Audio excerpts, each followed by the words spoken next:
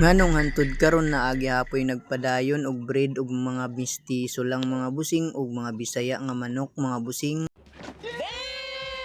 Tungod na kay ang mga Bisaya ug mga mistiso lang na manok mga busing, mga lig-on kayo ni sila ig-abot sa mga sakit mga busing. Hindi totoo yan. Ug list hassle kayo ni sila mga busing kay pwede ra man nimo silang buhian, pasagdan hantud sa mudako mga busing bisan imo ra ning lawgan og luto ug humay ra mga busing mudako ra gihapon ni sila mga busing.